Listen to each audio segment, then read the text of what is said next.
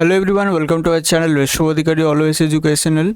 आज हम बात करेंगे IIEST शिवपुर के बीटेक एडमिशन के बारे में, यूजी एडमिशन 2024 के बारे में। 2024 में जो यूजी एडमिशन होने वाला है, इसके लिए आपको क्या करना है, पहले मैं आपको एकदम फर्स्ट से दिखा देता हूँ कि आपको क्या करना है। सर्च करना है IIEST शिवपुर। सर्च करते हुए आपको आ जाना है। फर्स्ट जो लिंक मिलेगा आपको, ये होम IIEST में आपको क्लिक कर लेना है। करने के बाद आपको ये मिल जाएगा, ठीक है। ये मिलने के बाद आप देखना, यहाँ पे जैसे ऊपर ही देखने को मिलेगा बैनर में, ठीक है। कहीं पे जाने की ज़रूरत नहीं। यहाँ पे नो मोर का ऑप्शन रहेगा, यहाँ पे क्लिक करना। नो मोर में क्लिक करते हुए आपको कुछ एक पेज देखने को मिलेगा, जहाँ पे कितना ब्रांचेस है, 9 ब्रांचेस देखने को मिलता है आपको। Aerospace, civil, CAC, electrical, ECE, IT, mechanical, metallurgy and mining, ये 9 ब्रांचेस होता है।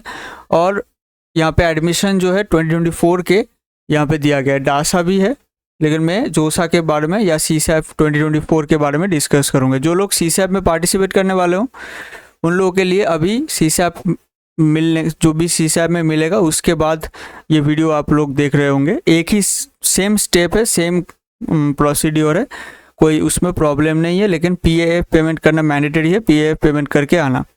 क्या करना है, देखो, पहले ये स्टेप बाय स्टेप गाइडलाइन पे आप क्लिक करो, आपको एक PDF देखने को मिलेगा। PPT एक आपका यहाँ पे ओपन हो जाएगा, जहाँ पे 2024 का एडमिशन के बारे में लिखा गया है। क्या क्या लिखा गया है इसको मैं एक्सप्लेन कर देता हूँ। सीट अलॉटमेंट जो भी होने वाला है, जिससे एडमिशन होता है यूजी में, वो ये सब होता है, जिसके अंदर CSAP और जोसा भी है, बाकी भी है। यहाँ पे आप देख सकते हो स्क्रीन पे। इसके साथ साथ आप देख सकते हो कि admission for candidates allotted seats through जोसा 2024, CSAP 2024 special round. Mode of reporting, obviously that will be physical reporting. Physically आपको आना है, डॉक्यूमेंट वगैरह लेके, और फोटोकॉपी भी बना लेना है, सेल्फ अटेस्टेड, सब कुछ लेके आके आपको डेट ऑफ इंस्टीट्यूट रिपोर्टिंग दिया गया है अगस्त 11 to 14 2024 10 AM to 5 PM, Sunday inclusive. May change if there is change in CSAP schedule, okay. Venue for reporting जो है वो IIEST हॉल पे है। IIEST हॉल को आई हॉल भी बोला जाता है। कहाँ पे कैसे एंट्री करना है, IIEST का जो फर्स्ट गेट है, मेन गेट है, जहाँ पे IIEST लिखा रहता है, आपको वहाँ पे उस गेट से आप डायरेक्टली एंट्री करोगे। आप वहाँ पे बहुत सारे आप सिक्योरिटी अंकल भी आपको दिखेगा, आप उससे पूछ सकते हो। नहीं तो आपको कुछ नहीं करना है, सीधा आओ और आके एकदम सीधा आके आपको देखना कि एक आपको सामने आई हॉल देखने को मिलेगा। जिस आई हॉल में आपको एक बड़ा बिल्डिंग देखने, मतलब सीधा आना है, ठीक है, कहीं पे मुड़ना नहीं है। फर्स्ट गेट से सीधा आना है तो आपको आई हॉल दिखेगा, उसमें कोई प्रॉब्लम नहीं है। और क्या क्या डॉक्यूमेंट चाहिए, सेल्फ अटेस्टेड कॉपीज़ 2 लगा लेना, 2 कॉपीज़ करके सेल्फ अटेस्टेड बना लेना। और टाइम ऑफ एडमिशन के लिए ये सब चाहिए होता है। देखो यहाँ पे स्क्रीन पे शो हो रहा है एक फिल्ड इन एडमिशन फॉर्म। कहाँ पे मिलेगा दिखा दूंगा मैं। प्रोविजनल एडमिशन लेटर आपका जोसा 2024 5th राउंड और CSAP 2024 special round 2 to be downloaded from respective website. उसका जो प्रोविजनल एडमिशन लेटर है, जो आपको PAF पेमेंट करने के बाद मिलता है, पार्शियल एडमिशन फीस पेमेंट करने के बाद, वो आपको यहाँ पे नहीं, प्रोविजनल एडमिशन लेटर वो अलग मिलता है, और पार्शियल एडमिशन फीस कॉन्फर्मेशन जो है उसका अलग मिलता है। तो 2 ये आपका ऑटो जनरेटेड डॉक्यूमेंट आपको जोसा या CSAP पोर्टल पे मिल जाता है। मेडिकल फिटनेस सर्टिफिकेट चाहिए, जोसा 2024 फॉर्मेट के हिसाब से बना होना चाहिए।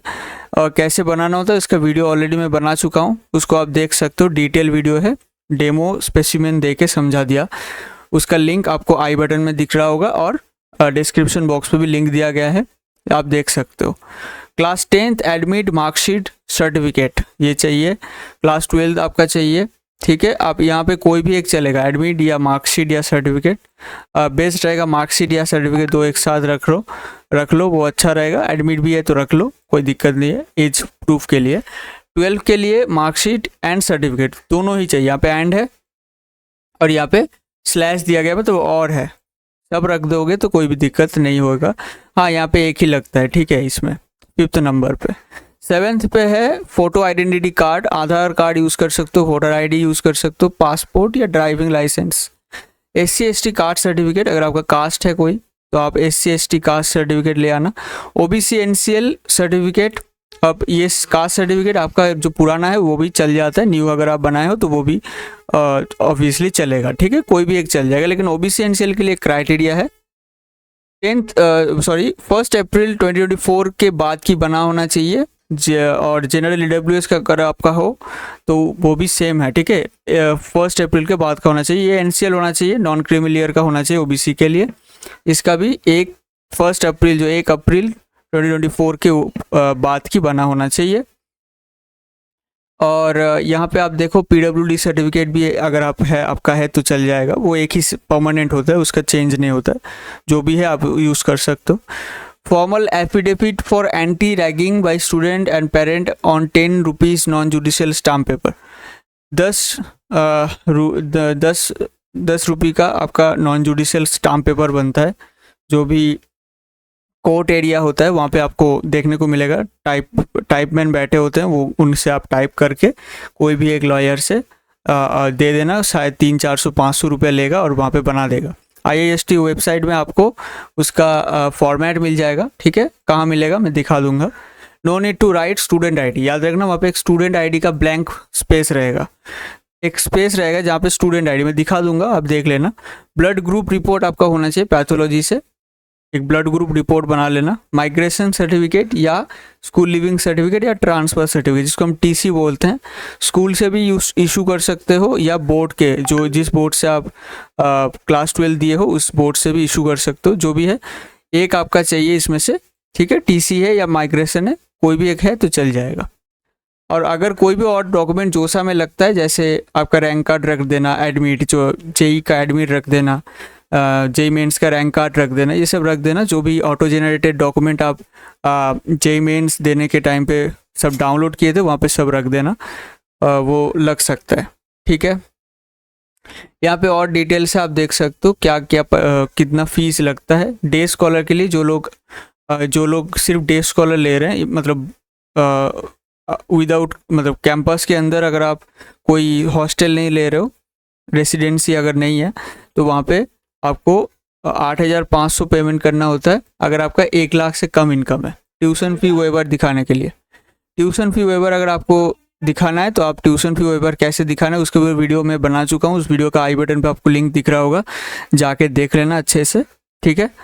और अगर आपका 1 लाख से कम इनकम है तो डे स्कॉलर के हिसाब से पर सेमिस्टर आपको 8,500 पेमेंट करना होता है। और एक आपका वहाँ पे रिफंडेबल एक पेमेंट शायद 3,000 होता है फर्स्ट सेमिस्टर में, तो मिला के आप यहाँ पे मान सकते हो 11,000 या 11,500 फर्स्ट सेमिस्टर में लगता है, उसके बाद आपका 8,500 लगता है।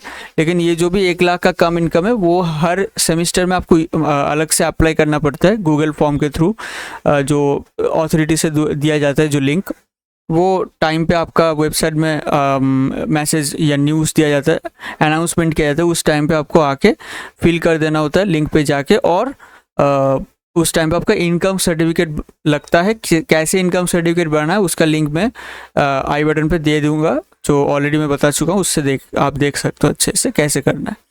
यहाँ पे आप देखो कि अगर आपका जनरल है, OBC EWS है, उसका 1 लाख के 5 लाख के अंदर इनकम है तो उसके लिए 2/3 वेबर आपको मिलता है, उसके लिए डे स्कॉलर के हिसाब से। अगर आप बाहर PG ले रहे हो तो उस हिसाब से आप as a day scholar treat किया जाएगा आपको।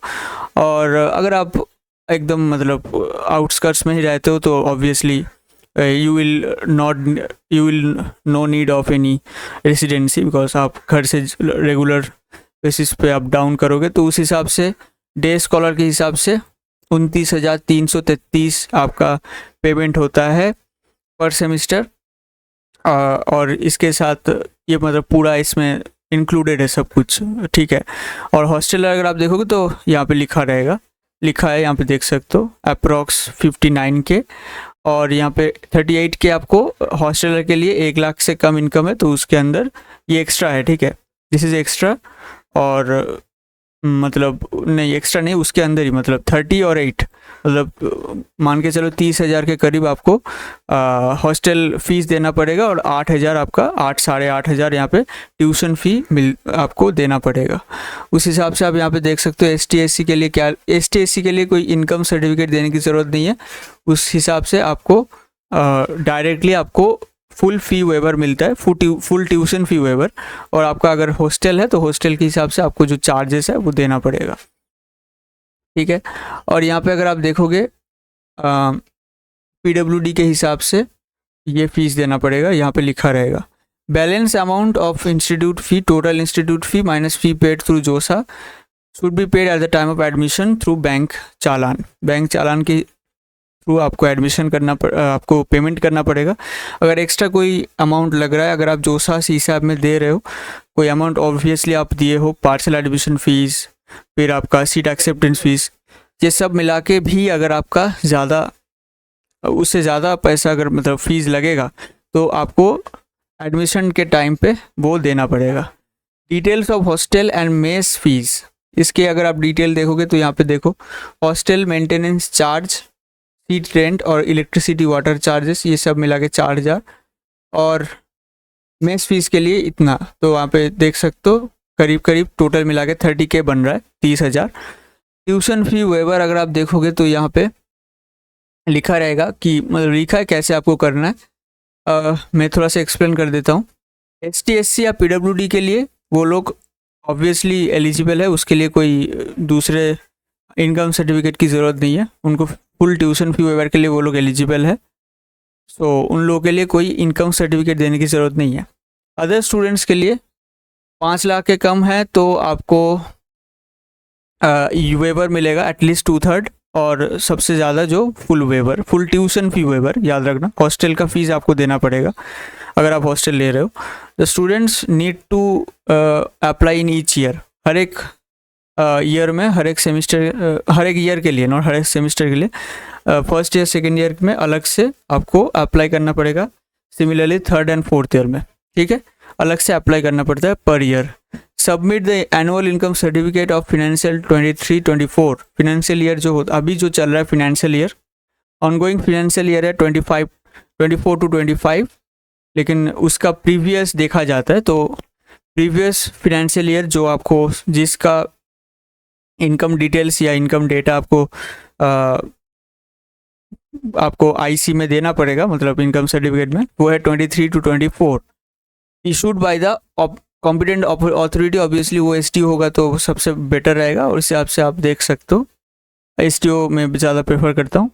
और यहाँ पे आप देख सकते हो कि of the area where the candidates normally decide to the office of the dean, और ऑफिस ऑफ द डीन यहाँ पे बोला जाता है, लेकिन हम लोग ऑनलाइन ही सबमिट करते हैं। ऑनलाइन का आपको कॉपी मिलता है, गूगल फॉर्म के थ्रू आप सबमिट कर सकते हो।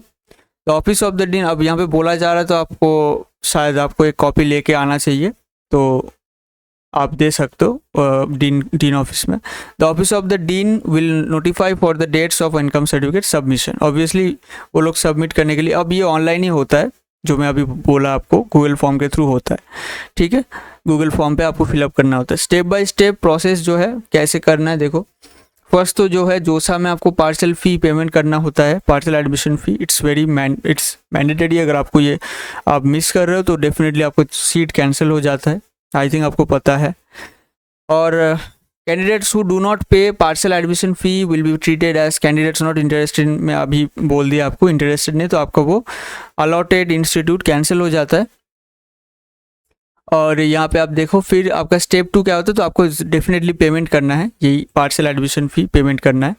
उसके बाद seat acceptance fees payment, parcel admission फ़ी और सीट एक्सेप्टेंस फीस तो आप पहले ही पेमेंट कर चुके हो। फिर आपका डॉक्यूमेंट वेरिफिकेशन भी हो चुका है, ऑनलाइन रिपोर्टिंग जिसको हम बोलते हैं।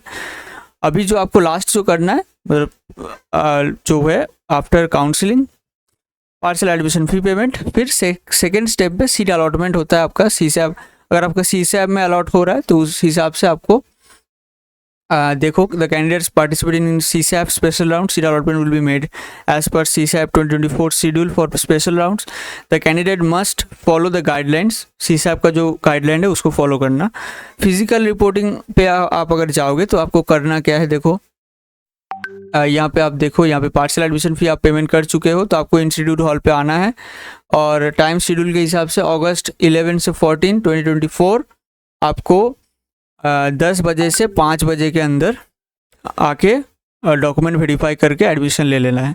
The admission process will be completed after document verification.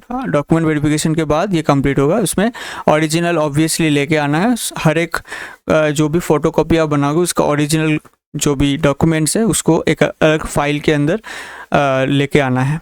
Enrolment certificate and ID card will provided to the admitted students. आपको ID कार्ड दिया जाता है और एनरोलमेंट सर्टिफिकेट दिया जाता है। एक प्रोविजनल एनरोलमेंट सर्टिफिकेट बाद में जाके आपका एक परमानेंट बन जाता है। उसके लिए अलग से आपको फिर से दूसरा डेट दिया जाता है, उसमें जाके ऑफिस में जाके लेना होता है। जो भी है उस दिन आपको एक एनरोलमेंट सर्टिफिकेट मिलेगा और ID कार्ड मिल सकता है। ठीक है, मेरे टाइम पे ID कार्ड के जो मशीन था वो थोड़ा प्रॉब्लम कर रहा था, तो वो मुझे कुछ दिन बाद मिला था। जो भी है, अगर उस दिन भी आपको मिल सकता है, कुछ स्टूडेंट्स को मिल गया था लेकिन कुछ स्टूडेंट्स को नहीं मिला था। जो भी है जनरली वो मिल जाता है उस दिन। ठीक है, ये आपको मिल जाएगा। स्टेप 4 में एप्लीकेशन फॉर हॉस्टल। हॉस्टल के लिए अलग से आपको एप्लीकेशन करना होता है चीफ वार्डन के पास हॉस्टल के लिए। हॉस्टल में भी allotted as per the existing norms of the institute. याद रखना, ये आपका अलग से 2, 3, 4, 5 ऐसे आपका एक लिस्ट निकलता है। जैसे एडमिशन का लिस्ट है वैसे ही कुछ 3-4 लिस्ट निकलता है बाद धीरे धीरे। अगर आपका अच्छा खासा एक डिस्टेंस है, मान लो आप दूसरे स्टेट से आ रहे हो, तो हो सकता है, ज़्यादातर पॉसिबिलिटी है आपको उस दिन ही कॉलेज मिल जाएगा। ठीक है, लेकिन हो सकता है कि आपको 2-3 दिन या 1 हफ्ता PG में रहना पड़े। और उसके बाद, क्योंकि यहाँ पे हॉस्टल का थोड़ा प्रॉब्लम है, हॉस्टल जो सीट इनटेक है वो थोड़ा कम है compare to different other NITs। तो उस केस में यहाँ पे थोड़ा आपको सोच के आना है कि PG वगैरह थोड़ा ठीक कर लेना चाहिए for staying in the safer side.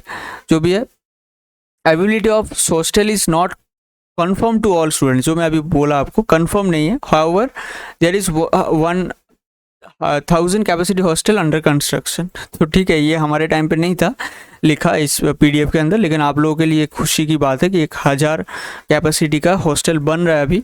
वहाँ पे मेरा एक छोटा सा शॉर्ट भी है इस चैनल पे, आप देख सकते हो। तो वो अंडर कंस्ट्रक्शन, ऑब्वियसली वो आपके लिए तो अभी खुला नहीं है, तो लेकिन बाद में जाके इन फ्यूचर ये जो हॉस्टल का प्रॉब्लम है ये शायद सॉल्व हो जाएगा। Attending orientation programme and classes वो स्टार्ट होने वाला है अगस्त 16 को। ठीक है, आपका ओरिएंटेशन होगा, 2-3 दिन आपका ओरिएंटेशन चलेगा, फिर आपका बिगिनिंग ऑफ क्लासेस। जो PWD के लिए वो अलग से आपको अपेयर करना होता है before medical board constituted by IIST Shivpur, ताकि आपका वो PWD कैंडिडेट के लिए उनका अलग से एक वेरिफिकेशन होता है। The date and time of the physical verification shall be intimated during physical admission process. उस टाइम पे फिजिकल एडमिशन प्रोसेस के टाइम पे डॉक्यूमेंट वेरिफिकेशन हो जाने के बाद आपको एक डेट दिया जाएगा। उस डेट पे आपको ऑब्वियसली फिजिकल जो टेस्ट है, वेरिफिकेशन है फॉर PWD कैंडिडेट्स आपको करना पड़ेगा। ओपनिंग ऑफ बैंक अकाउंट, ये it's very important. UCO bank होता है, बेसू ब्रांच होता है यहाँ पे इस कॉलेज के अंदर। वहाँ पे एक आपका एक अकाउंट ज़रूर से होना चाहिए, क्योंकि वहाँ से फीस कटता है। ठीक है, फीस वहाँ से आपका कटा जाएगा, तो उसका अकाउंट होना मैंडेटरी है। अगर दूसरा अकाउंट है तो उससे नहीं चलेगा, आपको यहाँ पे एक बैंक अकाउंट बनाना पड़ेगा इस पर्टिकुलर कॉलेज के अंदर। तो उसको आप बना लेना यूको बैंक में जाके, जो भी उसका प्रोसीड्योर्स है उसको फॉलो करके बना लेना। The bank account detail should be submitted to finance section. Finance section जो होता है वो 8 स्टोरेड बिल्डिंग पे होता है हम लोगों का, शायद 4th फ्लोर में होता है। तो वहाँ पे जाके आपको वो बैंक डिटेल सबमिट भी करना होता है। लेकिन मेरे टाइम पे वो ज़रूरत नहीं था। मेरे टाइम पे मैं जस्ट बैंक अकाउंट बना लिया था बस, उसके बाद शायद वो लोग ही सबमिट कर दिए थे। जो भी है आप देख लेना क्या है। Admission for other allotted in seats, allotted seats आप यहाँ पे देख सकते हो। कुछ नंबर दिया गया है, इसके लिए आप यहाँ पे कुछ नंबर में आप मैसेज कर सकते हो। ये जो भी नंबर दिया गया है ये सब हम लोगों का, ये डॉक्टर सप्तर्षि कुंडू हम लोगों का सिविल का प्रोफेसर है ऑफ यहाँ पे सॉइल मैकेनिक्स, मतलब जो सॉइल मैकेनिक्स का है। और यहाँ पे आपका अशोक आदक सर, जिनका एनवायरमेंटल का प्रोफेसर है, सिविल के अंदर आता है, सिविल डिपार्टमेंट। जो भी है ये आप कांटेक्ट कर सकते हो इस पर्टिकुलर मेल में। आप मैसेज करो, मेल करो, और मेल करने के बाद आपको जो भी आपका क्वेरी है आप उसको सॉल्व कर सकते हो, ठीक है। अब यहाँ पे आते हैं कॉन्टैक्ट नंबर्स के अंदर। कॉन्टैक्ट नंबर्स भी दिया गया है दोनों सर की। यहाँ पे श्री अबनी ओराओं, मैं नहीं जानता, ये शायद दूसरा कोई है, लेकिन अशोक आदक सर का यहाँ पे नंबर दिया गया। आप इस पे नंबर में फ़ोन करना। मैं भी मेरे टाइम पे फ़ोन किया था। जो भी आपका प्रॉब्लम है आप करना, आप हिंदी या इंग्लिश जिसमें आप कंफर्टेबल हो वहाँ पे आप सर को बोलना और अच्छे से सर एक्सप्लेन कर देंगे। 11 AM से 3 AM पे आप यहाँ पे कांटेक्ट कर सकते हो, ठीक है, इस नंबर पे। End of the document.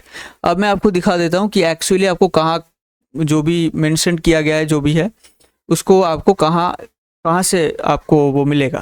पहली बात तो है एडमिशन फॉर्म कहाँ मिलेगा। एडमिशन फॉर्म फॉर यूज़, यहाँ पे क्लिक करना, यहाँ पे आपको एडमिशन फॉर्म मिलता है। यहाँ पे इसको आपको प्रिंट आउट निकालना होता है, करके आपको इसको फिलअप करके ले जाना है, ठीक है। अच्छा, मिल गया ये। उसके बाद एंटी रैगिंग का एफिडेविट आपको यहाँ पे मिलेगा। यहाँ पे है एंटी रैगिंग का affidavit, format of the affidavit, ये है फॉर्मेट। यहाँ पे देखना एक आईडी का ऑप्शन रहेगा, यहाँ पे ये आपको फिल नहीं करना है, ठीक है। मैं आपको दिखा देता हूँ कहाँ गया। यहाँ पे मतलब जो भी आपका एफिडेविट बनेगा वहाँ पे एक आईडी होगा जो यहाँ पे लिखा गया था, वो आईडी जो पोर्शन है वहाँ पे आपको गैप रखना है, ठीक है। शायद स्टूडेंट आईडी था, जो भी है वहाँ पे आपको एक ब्लैंक स्पेस रखना है जो भी आपका एफिडेविट बनेगा उस पेपर में, ठीक है। जो लोग बनाएंगे, जो लोग टाइप मैन होगा, उनको बताइएगा कि वो एक थोड़ा सा स्पेस छोड़ दे ताकि वहाँ पे आपका आईडी मिले। अब आईडी मतलब क्या है, जो आपका स्टूडेंट आईडी, एनरोलमेंट नंबर जो है वो आपका आएगा, लेकिन एनरोलमेंट नंबर वो तो जनरेट होगा ना बाद में, आपका एडमिशन के बाद होता है, तो इसलिए वहाँ पे वो ब्लैंक रखने के लिए बोला जाता है। तो वहाँ पे वो जो स्पेस है उसको ब्लैंक रखना, और ये आपका फॉर्मेट है, ठीक है। इसका आप स्क्रीनशॉट भी ले सकते हो, ज़रूरत नहीं है, यहाँ पे आओ और यहाँ पे PDF डायरेक्ट आप डाउनलोड कर सकते हो, ठीक है। इस पर्टिकुलर फॉर्मेट के हिसाब से एफिडेविट बनाना 10 rupees non judicial stamp paper में। अभी हम बात करते हैं और क्या चाहिए। आपका हॉस्टल एप्लीकेशन है तो हॉस्टल एप्लीकेशन यहाँ से आपको मिल जाएगा। इसको आपको फिलअप करना है। यहाँ पे पासपोर्ट साइज फ़ोटो लगेगा, पासपोर्ट साइज फ़ोटो लेके आप यहाँ पे चिपका देना। जो भी डिटेल्स मांग रहा है उसको फिलअप करके चीफ वार्डन को आप देना, ठीक है। हॉस्टल अलॉटमेंट के लिए आपको अलग से आपको अप्लाई करना पड़ेगा। कुछ कोड ऑफ कॉन्डक्ट है यहाँ पे आपको मिल जाएगा, इस PDF में आपका है, इसको थोड़ा पढ़ लेना, ठीक है। कुछ कोड ऑफ कॉन्डक्ट आपको फॉलो करते चलना है कॉलेज कैंपस के अंदर। और यहाँ पे आप देख सकते हो UG regulation for curbing the menace of ragging, उसके लिए आप यहाँ पे एक देख सकते हो कुछ दिया गया है, इसको थोड़ा पढ़ लेना। ये जो सेक्शन है इसमें सब कुछ आपको मिल जाता है, इस पर्टिकुलर जो भी बॉक्स है, ठीक है। तोसा के अंदर जो कॉलम है, इस कॉलम के अंदर सब कुछ मिल जाए, जो भी आपका ज़रूरत है मिल जाए। इसके अलावा और कुछ ज़रूरत नहीं है, ठीक है। अगर कोई डाउट है आप कमेंट करना। और थोड़ा हॉस्टल के लिए प्रॉब्लम हो सकता है, इसलिए मैं बार बार बोल रहा हूँ, थोड़ा PG वगैरह थोड़ा देख लेना पहले से, क्योंकि वहाँ पे PG शायद बाद में जाके आपको ना मिले, ऑलरेडी बुक हो सकता है, ठीक है। तो अगर पूरा बुक हो जाएगा तो आपको रहने के लिए जगह नहीं मिलेगा। हालांकि एक गेस्ट हाउस है हमारे कॉलेज के अंदर, लेकिन वहाँ पे भी ऑब्वियसली लिमिटेड सीट्स है, तो थोड़ा देख लेना पहले से ताकि बाद में जाके प्रॉब्लम ना हो, ठीक है। मिलते हैं नेक्स्ट वीडियो में, इसमें मैं पूरा एक्सप्लेन किया। अगर कुछ मेरा छूट गया है तो डेफिनेटली मैं जो कमेंट है कमेंट में पिन कर दूंगा। और अगर आपको कोई भी चीज़ पूछना है आप डेफिनेटली पूछ सकते हो, इसमें कोई प्रॉब्लम नहीं है। पूछना, कमेंट करना, मैं आपको रिप्लाई देने की कोशिश करूँगा, ठीक है।